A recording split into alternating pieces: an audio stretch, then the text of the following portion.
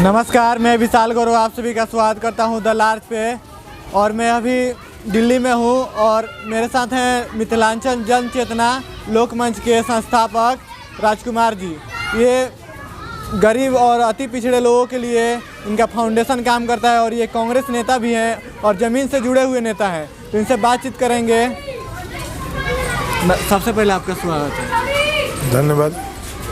आपकी जो फाउंडेशन है वो काम करती है लोगों के लिए, झुग्गी झोपड़ी में रहने वाले बच्चों के लिए, या जितने भी लोग हैं जो अति पिछड़े लोग हैं उनके बारे में बताइए एक बार। मिथिलांचल जन चेतना लोक मंच जो है वह जैसे हमारे यहाँ छठ पूजा होती है, माँ सरस्वती का पूजा होता है, विश्वकर्मा पूजा होता है, जितने भी पूजा होती है उसके शुभ अवसर पर जो कार्यक्रम होते हैं, सांस्कृतिक कार्यक्रम जो किया जाता है, जो कि समाज के प्रति उसको दिखाया जाता है, उसमें जो एजुकेशन संबंधित चीज़ होती है, जैसे कॉपियाँ हो गई, किताबें हो गए, गरीबों के लिए कम्बल हो गए, विधवाओं के लिए साड़ियाँ हो गई, यह सब चीज़ हम लोग वितरण करवाते हैं उसमें। और उसके बाद 10 साल से यही काम हम लोग कर रहे हैं। जो आज रहने वाले झुग्गी झोपड़ियों में रहने वाले लोगों की स्थिति है, उसमें सरकार किस तरह से भेदभाव करती है, ध्यान नहीं देती है, उसके बारे में बताइए।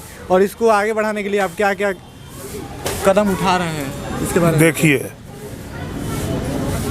सच्चाई जो है वो बोलने में कोई बुरा नहीं होता है। सच्चाई ये है, जो झुग्गियों के प्रति हम कांग्रेस पार्टी के लोग हैं उससे कोई मतलब नहीं है। ना कांग्रेस, ना भारतीय जनता पार्टी, ना आम आदमी, ये तीनों पार्टियां जो दिल्ली में हैं, झुग्गी झोपड़ी के लिए सब तीन सौतेलापन ही व्यवहार किया। आज झुग्गियों की स्थिति ये है, जो सामने केजरीवाल जी कुछ और दिखाते हैं, अंदर में कुछ और है। आज हमको झुग्गी में रखा जा रहा है, हमें हमारे घर का मालिकाना हक कब मिलेगा?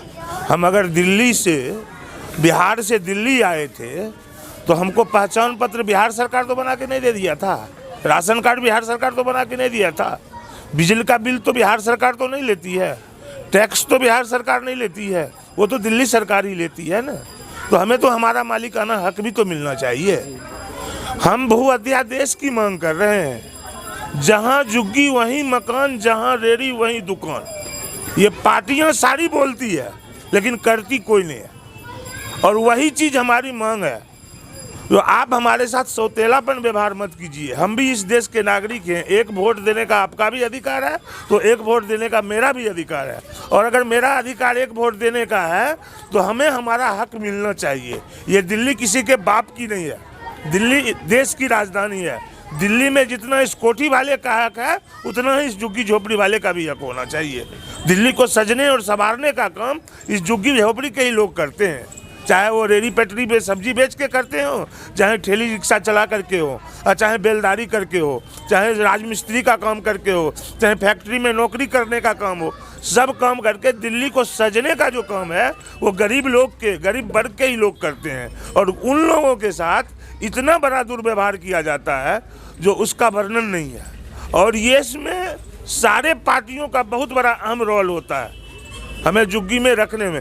हमें दिल्ली में नेता जो है, कांग्रेस पार्टी हो, आम आदमी पार्टी हो, चाहे मान लेते हैं भारतीय जनता पार्टी हो, जो कॉलोनी के नेता हैं वो हमारे गले से नीचे नहीं उतारता है। हमारे को दिल्ली में झुग्गी झोपड़ी का नेता झुग्गी झोपड़ी के ही लोग होना चाहिए, क्योंकि वह आदमी अगर झुग्गी से निकल करके विधानसभा और निगम में पहुँचेगा तो वो अपने झुग्गी के समस्या को ज़्यादा अंदर से देखा है तो ज़्यादा उसके समस्या को समाधान करेगा। लेकिन उसके साथ भी खिलवाड़ किया जाता है।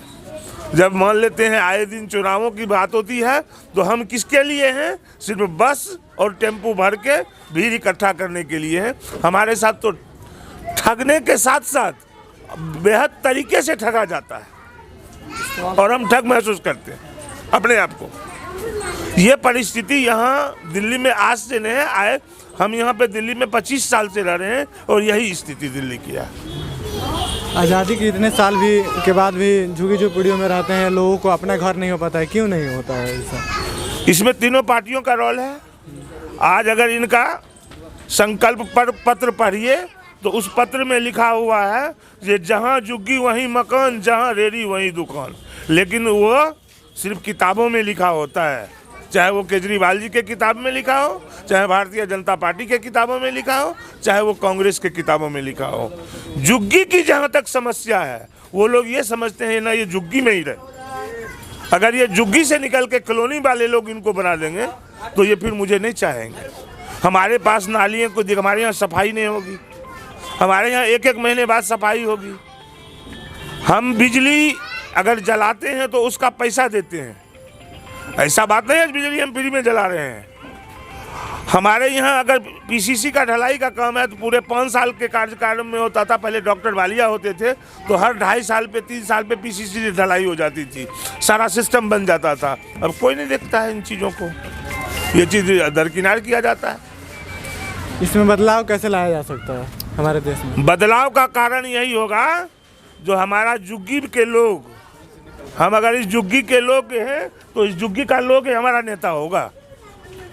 और अगर वह नेता झुग्गी से निकल करके जाएगा और अगर विधानसभा तक वो पहुंचता है और निगम तक पहुंचता है तो वो झुग्गी के लिए कुछ करेगा और तभी इसका विकास हो सकता है, जो कि ये लोग नहीं चाहते हैं। आज तक बताइए तीनों पार्टियों में कोई झुग्गी झोपड़ी में 14 लाख लोग रह रहे हैं, 750 क्लस्टर हैं, 750 क्लस्टर के प्रधानों के प्रधान हैं हम। झुग्गी पूरे दिल्ली में 750 स्लम बस्ती है। पुनर्वास कॉलोनी को जोड़ जाए तो हम 1000 क्रॉस कर रहे हैं। हमको पुनर्वास भी अगर किया जाता है तो उसमें मुझे मालिकाना हक नहीं मिलता है।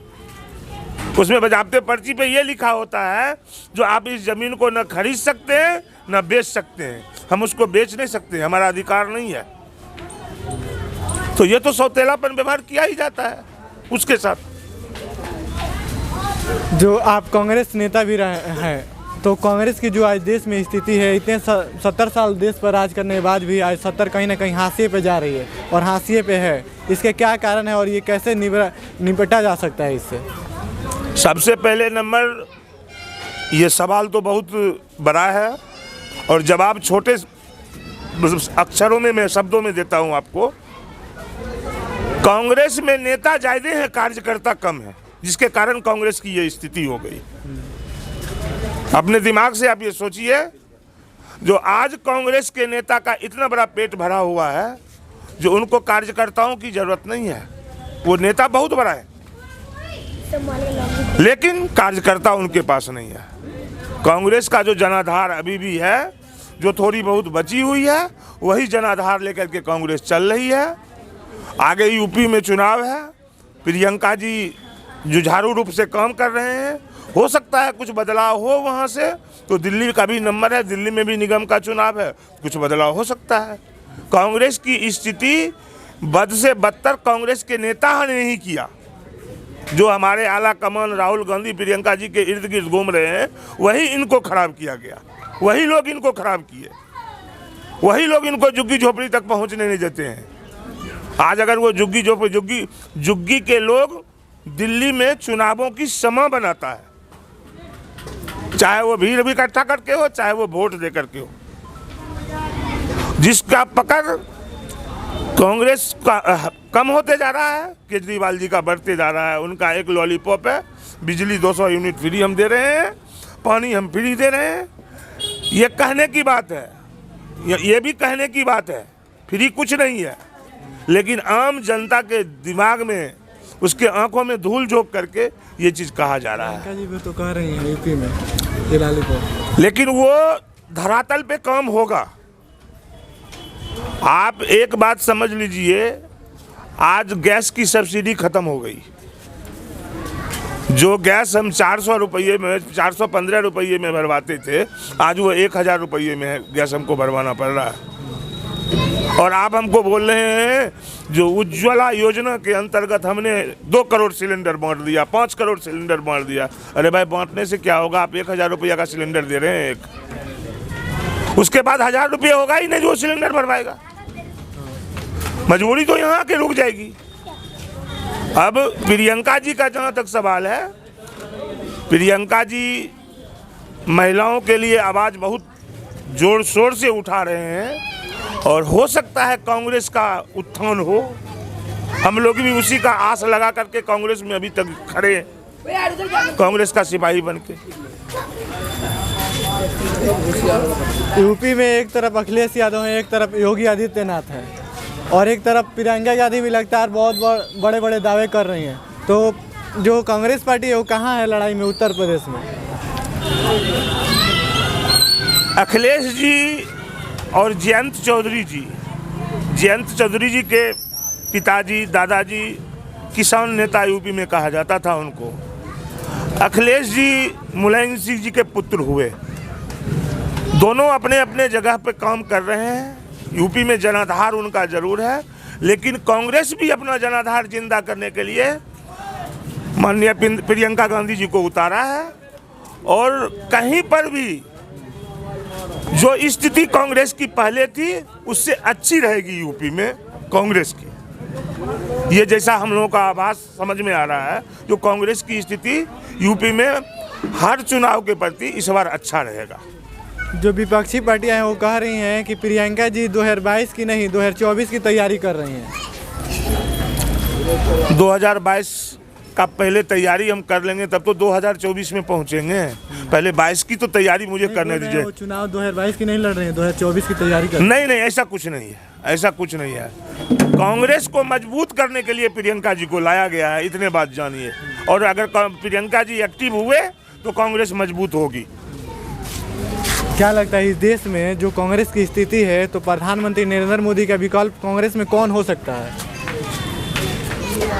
प्रधानमंत्री उतना बड़े नेता तो हम हैं नहीं, लेकिन प्रधानमंत्री एक कार्यकर्ता ही एक पार्टी को बनाता है। हाँ, लेकिन वो दमखम प्रियंका जी में है।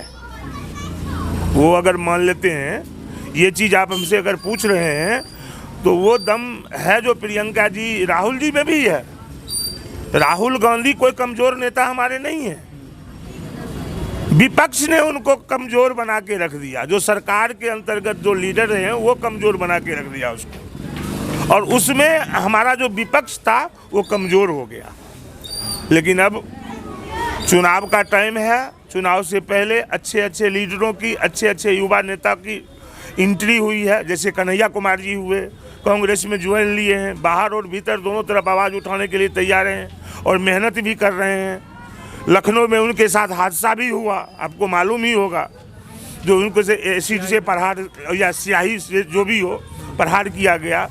तो ये सब योगी जी के बौखलाने की चांस लग रहा है, जो बौखला रहे हैं। चाहे वो जयंत चौधरी जी बौखला दें, और चाहे वो अखिलेश जी बौखला दें, चाहे वो प्रियंका जी बौखला दें। आप बिहार से आते हैं, बिहार में जो कांग्रेस की स्थिति है उस पर क्या कहना चाहेंगे? बिहार में कांग्रेस को लालू जी ने अस्थिर कर दिया, क्योंकि लालू जी का जनाधार था और कांग्रेस हकीकत में वहाँ कमज़ोर हो गई। लेकिन प्रियंका जी आए हैं, आदरणीय हमारे राहुल गांधी भी कांग्रेस के नेता हैं, वो भी सब मिल करके, वहाँ मदन मोहन झा जी हैं बिहार में, ये सब मिल करके बिहार को भी मजबूत करेंगे आने वाले समय में। जो तेजस्वी यादव हैं या विपक्ष की पार्टियां हैं, जो आरजेडी है, वो लगातार कांग्रेस पे ये इल्ज़ाम लगाती है और ये कहती है कि जो हम विधानसभा चुनाव हम हार गए उसमें कहीं ना कहीं कांग्रेस का बड़ा रोल रहा है, क्योंकि जितनी सीटों पे चुनाव लड़ी कांग्रेस उसमें कहीं ना कहीं जीत ना दिला पाई। इसमें कहाँ चूक हो गई, इसके बारे में बताइए। कार्यकर्ताओं की चूक रही कांग्रेस के, ये हम मान रहे हैं इन चीज़ों को। कांग्रेस के कार्यकर्ताओं, वही तो बता रहा हूँ मैं, कांग्रेस में नेता जरूर ज़्यादा हैं लेकिन कार्यकर्ता कम हैं। कांग्रेस के नेता को चाहिए कार्यकर्ताओं को मजबूत करना, और जब कार्यकर्ता मजबूत हो जाएगा तो आप अपने आप स्टैंड ले लीजिएगा, आपको अपने आप प्लेटफॉर्म मिल जाएगा। और इसके लिए तैयारी प्रियंका जी, राहुल जी कर रहे हैं।